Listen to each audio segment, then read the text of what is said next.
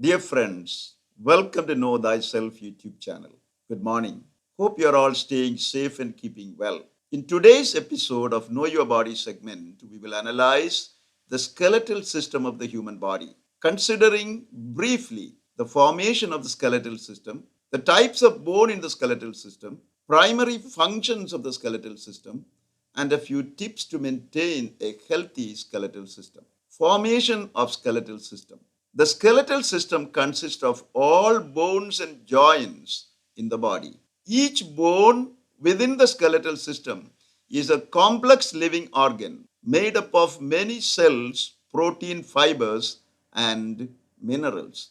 The formation of the skeletal system begins from early development of the fetus as a flexible skeleton, which acts as a soft growing framework and a placeholder for the bony skeleton that will replace it. As blood vessels begin to grow into the soft fetus skeleton, they bring stem cells and nutrients and facilitate bone growth in the fetus.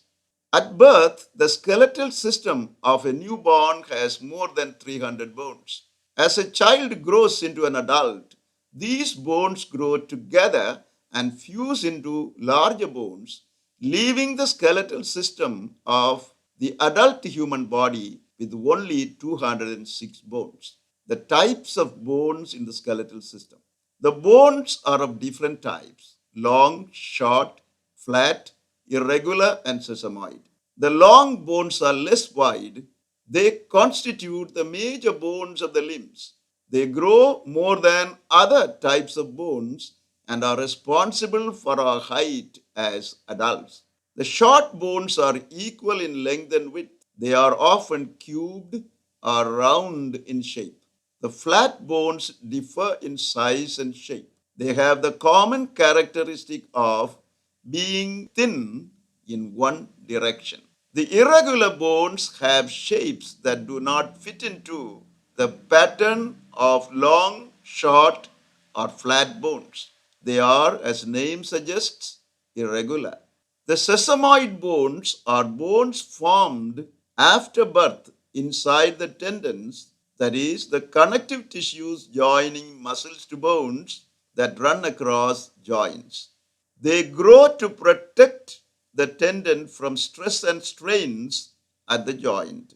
They also give a mechanical advantage to muscles pulling on the tendon. They are also counted as part of the 206 bones of the body. These 206 bones are arranged into two major divisions: the axial skeleton and the appendicular skeleton. The axial skeleton is positioned along the midline axis of the body. It consists of 80 bones, which belong to the regions of skull, hyoid, auditory ossicles, ribs, sternum, and vertebral column. The appendicular skeleton is made up of 126 bones belonging to the upper limbs, lower limbs, pelvic girdle, and pectoral or shoulder girdle. Primary functions of the skeletal system. First, support and protection of the body. The skeletal system forms a rock solid defensive framework that supports and protects body's more delicate internal organs and provides firm foundation that anchors the skeletal muscles. For example, the bones of the axial skeleton function as strong shell to protect organs such as brain, heart, and lungs from damage caused by external forces.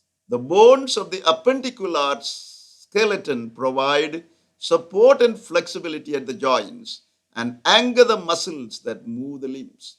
Second, locomotion or movement.